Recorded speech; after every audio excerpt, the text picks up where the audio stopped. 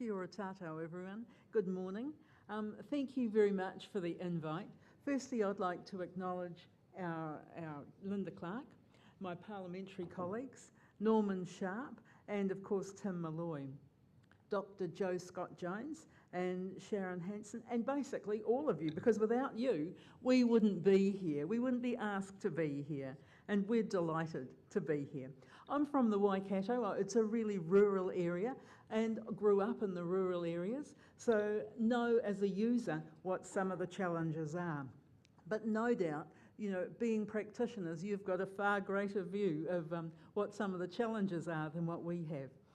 In New Zealand First, we believe that health is a critical investment in New Zealanders and that we need a fully resourced health system, particularly in the rural areas, because we must acknowledge how important the rural areas are.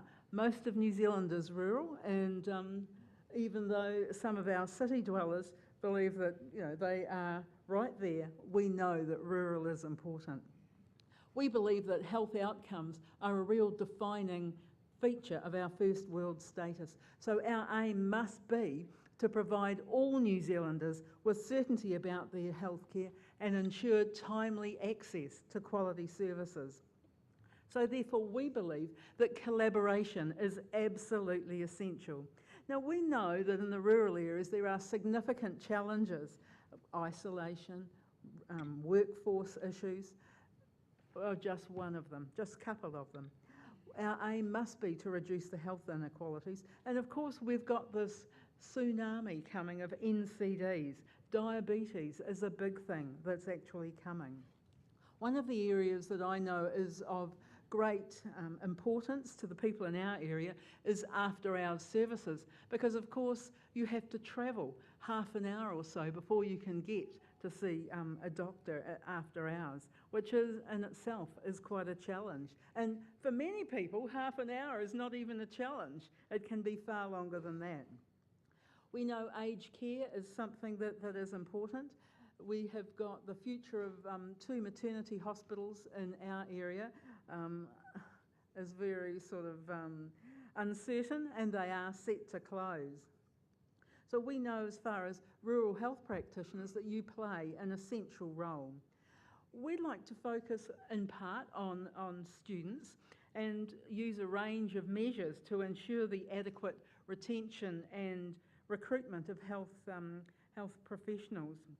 So we would consider student loan abatements, fees reductions if you work in the rural areas, and of course there's the usual scholarships and voluntary bonding schemes. We know that there are heaps of challenges ahead.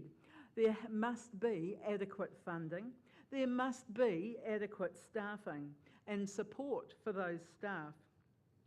We in New Zealand First don't believe that we've got all the answers. We'd like to think that that you would have the answers, and that Labour definitely has got some of the answers, as well as National. I have to say that to you, Paul, too.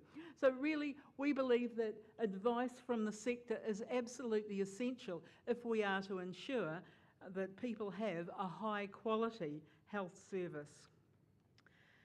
We, like Paul and like Kevin, we don't want to lock you in a room, but we do believe that consultation is absolutely essential if we're going to get the best possible service for all New Zealanders, because we know that the challenges ahead, there is no simple solution. It is going to be collaborative. So we are in New Zealand First very happy to work with everyone in ensuring that people get some certainty about their health care.